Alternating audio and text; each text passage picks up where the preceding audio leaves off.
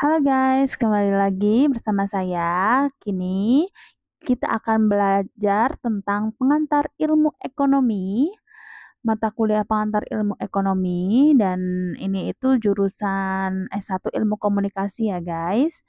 Untuk pengantar ilmu ekonomi, kita akan belajar mengenai yang pertama, yang sesi ketujuh yaitu uang, inflasi, dan lembaga keuangan. Oke, jangan lupa kalian pencet kehadiran di sini, kemudian kalian download materi inisiasinya. Nah, sekarang kita belajar dulu ya. Jadi, di sesi 7 ini kita akan belajar apa itu uang. Uang adalah sesuatu yang dapat berfungsi secara umum sebagai sarana pertukaran barang dan jasa, aset, dan pembayaran terhadap utang-utang. Mengapa orang pakai uang? Nah, uang merupakan medium of exchange, sarana pertukaran yang acceptable, dapat diterima, portable, mudah dibawa, divisible, dapat terbagi-bagi, dan yang keempat, cannot easily counterfeited, atau tidak mudah dipalsu. Kemudian, karena uang adalah a store of value atau penimbun nilai. Kemudian karena uang adalah a unit of account, merupakan satuan hitung. Kemudian uang adalah a standard deferred of payment atau standar pembayaran utang. Lanjut, the desirable properties of money ada satu portability, durability, divisibility dapat terbagi-bagi ya, standardizability bukan standarnya ya, recognizability dapat mudah dikenali. Kemudian sejarah uang. Nah, dulu uang itu pakainya barter. Kemudian berlanjut ke commodity money atau gold berupa gold or silver, perak. Kemudian full bodied money. Lanjut ke modern money. Nah, modern money di sini ada paper money, ada bank money, sekarang ada electronic money. Kemudian ada fiat money. Lanjut, komponen penawaran uang. M1 yaitu transaction money, terdiri dari currency atau koin berupa koin dan kertas gitu ya. Kemudian transaction akun berupa demand deposit. Kemudian ada juga traveler's check. M2 ada broad money yang terdiri dari M1 ditambah saving deposit plus time deposit. Kemudian the future of money, the evolution of money, an empirical view. Jadi alurnya seperti ini. Ada barter, kemudian berlanjut ke commodity money berupa emas dan perak, kemudian berlanjut ke paper money yang bersertifikat, uang kertas, kemudian ada bank money berupa demand deposit, kemudian ada intangible money, kemudian sekarang ada electronic money atau e-money. Permintaan uang. Nah, lanjut ke the classical theory of the demand for money. Nah, quantity theory of money. People hold money for transaction purpose. Yaitu Equation of Exchange by Irving Fisher. Kemudian, the equation of exchange MV sama dengan P kali Y, di mana itu M adalah nominal quantity of money, V itu income velocity of money, P-nya itu price level, kemudian Y-nya quantity of output of goods and service. Kemudian the Cambridge equation by Alfred Marshall. Households desire to hold some fraction of their nominal income as money or in cash. Dengan rumus MD sama dengan K kali P kali Y, di mana MD adalah total quantity of money all individuals in the economic desire to hold. Kemudian K-nya adalah a fraction, yaitu 0 kurang dari K kurang dari 1. Kemudian PY-nya adalah nominal value of output atau nominal income earned by household. Oke, lanjut. Conclusion, kesimpulannya, the idea behind the classical theory, yaitu the key function of money is its usefulness as a medium of exchange. Kemudian, there are two motives for holding money, yaitu pertama adalah transaction motive, kemudian yang kedua ada precautionary motive. Oke, lanjut. Velocity in the classical model, V sama dengan income velocity of money is the average number of times people spend each unit of money on final goods and services per unit of time. V sama dengan 1/K. K is constant in the long run, so V in the classical model is constant too. Kemudian, the demand for money. Source of money demand. Ada transaction demand, kemudian ada interest rate rise, MD declines, dan berupa income rise juga, MD rise. Kemudian ada asset demand, money as store of value. Oke, lanjut. Nominal versus real interest rate. Nominal interest rate is defined as the rate of exchange between a dollar or rupiah today and a dollar or rupiah at some future time. Real interest rate is the rate of exchange between goods and services or real things today and goods and services at some future time. In a word of our inflation and deflation, nominal rate of interest is equal to the real rate of interest. The equation relating real and nominal interest.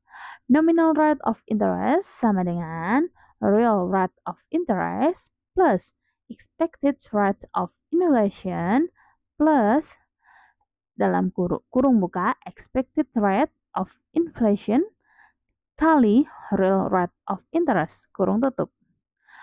Nominal rate of interest sama dengan real rate of interest plus expected rate of inflation.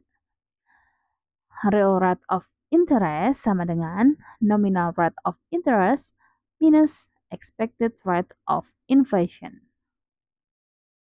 Oke. Lanjut, money and national income and product. Perkembangan jumlah uang beredar M2 dari tahun 2000 sampai 2005. Bisa dilihat. Kemudian perkembangan PDB harga konstan tahun 2000 sampai 2005 juga. Konstan ya. Dilihat-lihat. Kemudian lanjut.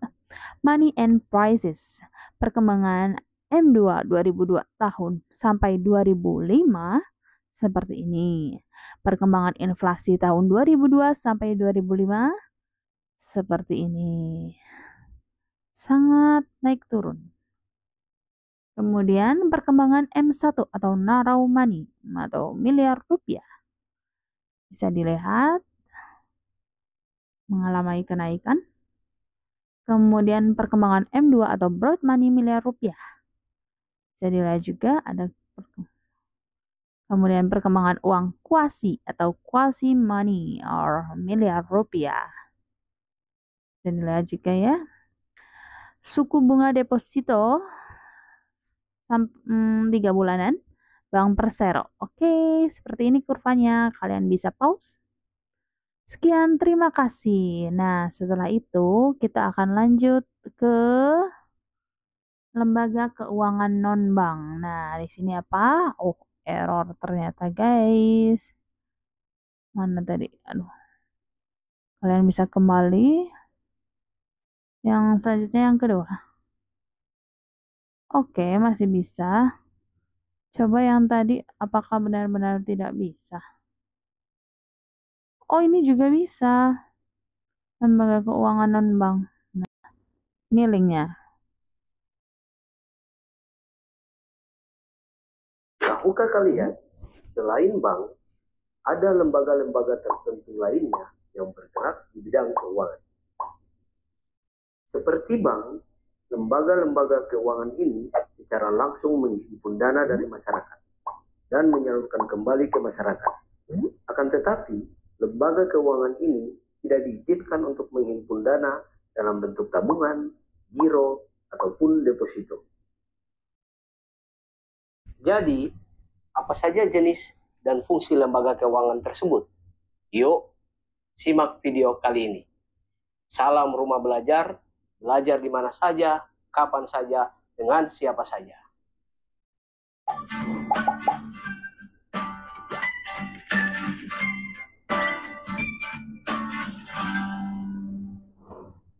Halo sahabat Rumah Belajar, kembali bersama saya, Coach Ridwan, Duta Rumah Belajar Gorontalo. Sudah siap untuk menyimak video kali ini? Nah, sahabat akan belajar tentang Lembaga Keuangan Bukan Bank atau LKBB. Nah, sahabat, sudah tahu kan? Lembaga Keuangan Bukan Bank terbagi menjadi berapa jenis? Ya, terbagi menjadi 6 jenis. Yang pertama, koperasi. Yang kedua, bursa efek. Yang ketiga, lembaga pembiayaan. Yang keempat, asuransi. Yang kelima, pegadaian. Yang keenam, dana pensiun. Baik, dalam video ini, kalian akan belajar untuk mengidentifikasi pengertian dan jenis-jenis lembaga keuangan bukan bank. Selanjutnya, menganalisis fungsi dan peranan lembaga keuangan bukan bank. Ayo kita bahas satu persatu. Lembaga keuangan bukan bank adalah semua lembaga ataupun badan yang melakukan aktivitas keuangan baik secara langsung maupun tidak langsung, menghimpun dana dari masyarakat dengan menerbitkan surat-surat berharga dan menyalurkannya kembali pada masyarakat untuk kegiatan-kegiatan produktif. Terdapat beberapa jenis lembaga keuangan bukan bank. Yang pertama adalah bursa efek atau pasar modal. Bursa efek adalah lembaga yang menjadi tempat jual beli surat berharga jangka panjang seperti saham, obligasi, atau surat berharga lainnya. Dan dari kegiatan pasar modal ini biasanya digunakan untuk membiayai pembangunan proyek-proyek yang sifatnya jangka panjang, seperti pembangunan pabrik baru. Selanjutnya, terdapat fungsi pasar modal. Yang pertama, sebagai penambah modal usaha, sebagai sarana pemerataan pendapatan, sebagai sarana peningkatan kapasitas produksi, sebagai sarana penciptaan tenaga kerja, sebagai sarana peningkatan pendapatan negara, dan terakhir sebagai indikator perekonomian negara. Selanjutnya, perusahaan asuransi. Asuransi adalah pertanggungan atau perjanjian antara kedua belah pihak, di mana pihak yang satu berkewajiban membayar iuran kontribusi atau premi, dan pihak yang lainnya memiliki kewajiban untuk memberikan jaminan sepenuhnya kepada pembayar iuran kontribusi atau premi apabila terjadi sesuatu yang menimpa pihak pertama atau barang miliknya sesuai dengan perjanjian yang sudah disepakati. Nah, perusahaan asuransi adalah lembaga yang menyediakan polis asuransi untuk melindungi seseorang atau nasabahnya dari berbagai macam resiko kerugian dengan cara membayar premi secara teratur. Perusahaan asuransi juga bekerja dengan menyatukan resiko dari sejumlah pemegang polis asuransi. Terdapat 4 produk asuransi. Yang pertama, program asuransi kerugian. Yang kedua, program asuransi jiwa. Yang ketiga, program reasuransi. Dan yang keempat, program asuransi sosial. Oke, mengapa seseorang mau mengikuti program asuransi? Alasannya adalah sebagai bekal atau tabungan di masa depan. Contohnya asuransi pendidikan ataupun asuransi sosial, serta meminimalisir resiko yang terjadi di masa depan. Contoh kasus, Denny memiliki sebuah rumah di daerah Gorontalo. Suatu hari, rumah tersebut mengalami kebakaran. Denny sangat sedih, namun rumahnya telah diasuransikan melalui asuransi kerugian. Oleh karena itu, rumahnya mendapatkan ganti rugi dan dapat diperbaiki. Selanjutnya adalah dana pensiun. Dana pensiun adalah dana yang disediakan oleh pemerintah atau sebuah perusahaan kepada pegawai atau karyawannya yang telah mencapai batas sebagai cadangan di hari tua. Lembaga ini khusus mengurus dana pensiun yang dananya dihimpun dari potongan gaji pegawai atau karyawan di mana dia bekerja sebagai jaminan hari tua bagi anggota yang bersangkutan.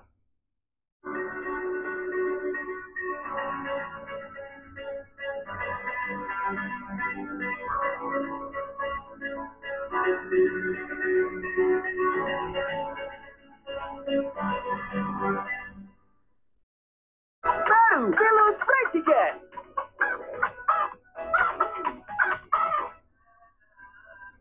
Berikut beberapa contoh lembaga dana pensiun, yaitu PT Taspen, PT Asabri, BPJS Ketenagakerjaan, Dana Pensiun, Pemberi Kerja, DPPK, dan Dana Pensiun Lembaga Keuangan atau DPLK. Selanjutnya, lembaga pembiayaan. Lembaga pembiayaan adalah lembaga atau badan yang melakukan pembiayaan dalam bentuk penyediaan dana atau barang modal dengan tidak menarik dana secara langsung dari masyarakat. Nah, jenis-jenis lembaga pembiayaan yaitu sewa guna usaha atau leasing, modal pencura, anjak piutang, kartu kredit, dan pembiayaan konsumen. Yang berikut, koperasi simpan pinjam.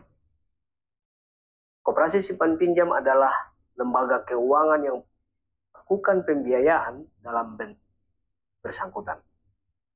Berikut beberapa contoh lembaga dana pensiun, yaitu PT Taspen, PT Asabri, BPJS Ketenagakerjaan, Dana Pensiun, Pemberi Kerja, DPPK, dan Dana Pensiun Lembaga Keuangan atau DPLK. Selanjutnya, lembaga pembiayaan. Lembaga pembiayaan adalah lembaga atau badan yang melakukan pembiayaan dalam bentuk penyediaan dana atau barang modal dengan tidak menarik dana secara langsung dari masyarakat. Nah, jenis-jenis lembaga pembiayaan yaitu sewa guna usaha atau leasing, modal pencura, anjak piutang, kartu kredit, dan pembiayaan konsumen. Yang berikut, koperasi simpan pinjam. Koperasi simpan pinjam adalah lembaga keuangan yang berbentuk koperasi yang bergerak mengumpulkan dana dari anggotanya dan dipinjamkan kembali kepada anggotanya yang memerlukan bantuan dengan asas kekeluargaan. Ada beberapa prinsip koperasi. Yang pertama, keanggotaan bersifat sukarela dan terbuka. Pengelolaan dilakukan secara demokratis, pembagian sisa hasil usaha atau SHU secara adil sebanding dengan besarnya usaha masing-masing anggota. Pemberian balas jasa yang terbatas terhadap modal, asas kemandirian, berikut pendidikan di kelas koperasi, dan terakhir kerjasama antar koperasi. Yang terakhir adalah pegadaian. Pegadaian merupakan salah satu lembaga milik negara yang kegiatannya menyalurkan kredit kepada masyarakat dengan dasar hukum gadai. Untuk menghindari praktek-praktek peminjaman uang dengan bunga yang tidak wajar seperti adanya rentenir. Nah, di sini terdapat barang-barang berharga yang dapat dijaminkan untuk memperoleh pinjaman dari pegadaian. Contohnya perhiasan, kendaraan, barang elektronik, barang tekstil, dan barang pecah belah yang bernilai ekonomi. Selain itu, Pegadaian dapat memberikan pelayanan untuk jasa taksiran barang berharga, jasa penitipan barang berharga, dan jasa pemberian kredit kepada karyawan. Nah, kalau begitu, sebenarnya apa fungsi dan peranan dari lembaga keuangan tersebut? Yang pertama adalah memberikan bantuan modal dalam bentuk kredit pada masyarakat agar tidak terjebak hutan yang memiliki bunga yang cukup tinggi dari rentenir.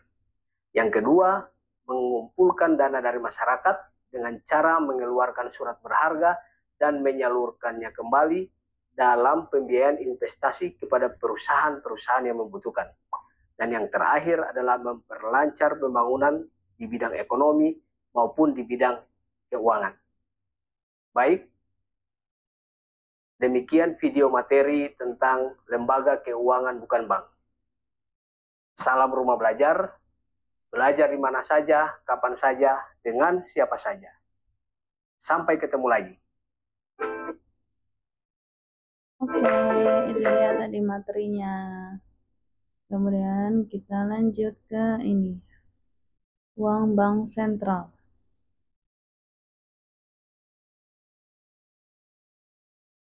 Jadi gini ya guys, kalau belajar di UT, kalian tinggal klik aja. Oke, lanjut materi kedua. Apa itu uang? Ya. Pengertian uang dalam ekonomi tradisional didefinisikan sebagai setiap alat tukar yang diterima secara umum. Sedangkan dalam ekonomi modern, uang memiliki pengertian yang sangat luas, tidak hanya sebagai alat pembayaran untuk jasa atau barang, namun juga untuk pembayaran hutang dan lain sebagainya. Uang juga dinilai sebagai nilai tolak ukur kekayaan seseorang. Manusia menggunakan sistem barter, yaitu kegiatan tukar-menukar barang. Namun, seiring perkembangan waktu, orang semakin kesulitan menemukan orang yang mau diajak bertukar. Setelah itu, manusia menggunakan beberapa jenis barang yang digunakan sebagai alat bantu pertukaran uang barang dianggap kurang praktis karena sulit membawa uang barang, sulit mempertemukan keinginan yang ada, sulit menentukan nilai dan ukuran yang tepat. Lalu muncullah uang logam yang umumnya terbuat dari bahan emas, perak, tembaga, kuningan, dan aluminium. Karena persediaan bahan baku yang sedikit, kebutuhan akan penggunaan uang logam sangat tinggi, lalu muncullah uang kertas. Jenis-jenis uang. Uang dibagi menjadi 4. Yang pertama, uang berdasarkan bahan. Ada uang logam dan uang kertas. Yang kedua, berdasarkan nilai. Nilai uang terdiri atas nilai intrinsik dan nilai nominal. Yang ketiga, berdasarkan lembaga yang menerbitkan. Ada uang kartal dan uang giral. Yang keempat, berdasarkan kawasan. Ada uang lokal, uang regional, dan uang internasional. Apa itu bank sentral? Pengertian bank sentral. Bank sentral ialah suatu lembaga yang melaksanakan kebijakan publik dalam sektor perbankan untuk memberikan pengaruh terhadap variabel ekonomi. Hauke 1973 menuturkan bahwa bank sentral merupakan sebuah organisasi yang terdapat di antara pemerintah dan perbankan. Kemudian, Kish dan Alkin 1932 menjelaskan bahwa bank sentral merupakan suatu alat dan kebijakan publik dan bukan kepentingan individu. Fungsi bank sentral yaitu yang pertama, penerbit uang atau alat pembayaran yang sah guna memenuhi kebutuhan masyarakat. Yang kedua, pelaksana dan perumusan kebijakan moneter. Yang ketiga, penyedia jasa perbankan dan agen kepada pemerintah, yang sering sebagai pengelola pinjaman pemerintah. Yang keempat, kustodian dan cadangan bank umum dan pembantu, penyelesaian akhir transaksi clearing antar bank. Yang kelima, penjaga keutuhan sistem keuangan dan pada beberapa situasi atau keadaan, bertindak sebagai anti-emergency lender of last resort dan pengawasan kehati-hatian perbankan. Salah satu peran bank sentral adalah menjaga stabilitas moneter. Bukan perkara yang mudah bagi Bank Indonesia untuk menentukan kebijakan moneter yang tepat, terutama dalam menentukan suku bunga yang tepat dan berimbang. Salah satu peran bank sentral menjaga stabilitas moneter bukan perkara yang mudah bagi Bank Indonesia untuk menentukan kebijakan moneter yang tepat, terutama dalam menentukan suku bunga yang tepat dan berimbang. di mana suku bunga Bank Indonesia umumnya akan menjadi acuan perbankan dalam mengucur kredit. Dan apa itu bank umum? Bank umum adalah bank yang melaksanakan kegiatan usahanya secara konvensional dan atau berdasarkan prinsip syariah yang dalam kegiatannya memberikan jasa lalu lintas pembayaran atau bank komersial. Masing-masing tugas dan fungsi bank sentral. Yang pertama, menetapkan dan melaksanakan kebijakan moneter. Yang kedua, mengatur dan menjaga kelancaran sistem pembayaran. Yang ketiga, mengatur dan mengawasi bank. Tugas dan fungsi bank umum. Yang pertama, menghimpun dana dari masyarakat dalam bentuk giro, deposito, sertifikat. Yang kedua, memberikan kredit. Ketiga, menerbitkan surat pengakuan utang. Yang keempat, memindahkan uang baik untuk kepentingan nasabah maupun untuk kepentingan bank itu sendiri. Yang kelima, menerima pembayaran dan tagihan atas surat berharga dan melakukan perhitungan atau dengan pihak ketiga. Yang keenam, menyediakan tempat untuk menyimpan barang dan surat berharga. Dan yang ketujuh, melakukan penempatan dana dari nasabah lainnya dalam bentuk surat berharga yang tidak tercatat di bursa efek. Perbedaan bank sentral dengan bank umum. Yang pertama, bank sentral, lembaga yang tidak mencari keuntungan. Yang kedua, kegiatan bank dikelola oleh pemerintah. Yang ketiga, dapat secara langsung mempengaruhi kegiatan usaha bank. Yang keempat, mengeluarkan uang kertas dan uang logam. Yang kelima, tidak memiliki saingan. Yang keenam, bertindak sebagai leader of the last resort bagi perbankan. Yang ketujuh, tidak melayani jasa perbankan bagi individu dan perusahaan non-lembaga keuangan. Perbedaan bank umum dan bank sentral. Bank umum, yang pertama, merupakan badan usaha yang mencari untung. Yang kedua, umumnya secara kuantitas dimiliki dan dikelola oleh pihak swasta. Yang ketiga, kegiatan operasinya dipengaruhi oleh bank sentral. Yang keempat, hanya dapat menciptakan uang viral. Yang kelima, bukan persaingan antar bank. Keenam, harus memiliki rekening pada bank sentral. Yang ketujuh, melayani baik pribadi maupun perusahaan atau masyarakat secara umum. Rambutku 2 bulan setelah dicat tetap charge, tetap healthy, glowy, bouncy. This is my hero, Candy Miracles. Iklan sebentar ya guys, nggak bisa dilewatin. Secret. Oh, sudah selesai ternyata guys. Berarti bank umum kayak BCA, BRI dan apa? Lanjut ke diskusi 7.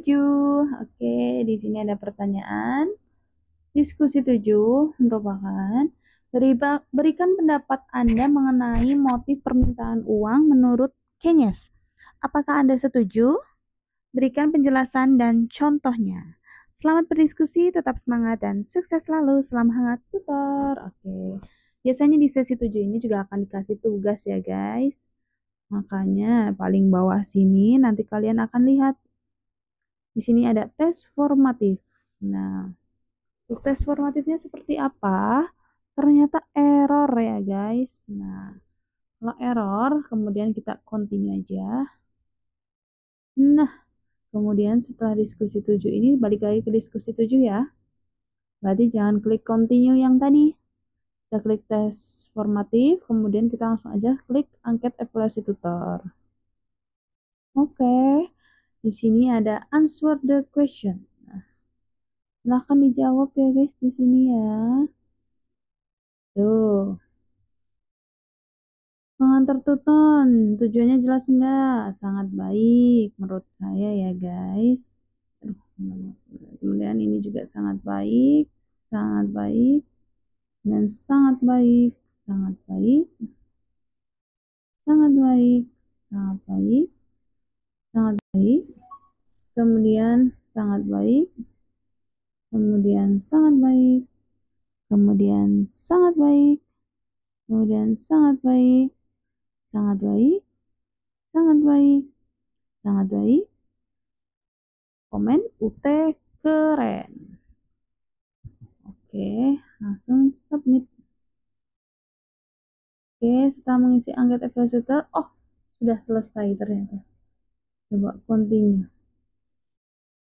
Oh, ternyata di sesi 7 ini tetap ada tugas ya guys. Tuh, tadi setelah materi kita mark as done karena kita udah membaca materinya semua, diskusi nanti tinggal dikerjain ya guys. Kemudian ada tugas nih guys. Angket udah sering kerjain. Nah, yang belum tes formatif tadi error ya. Coba kita buka lagi. Tuh, masih error juga ya. Kita kembali lagi. Jadi, kita mark as done aja. Oke.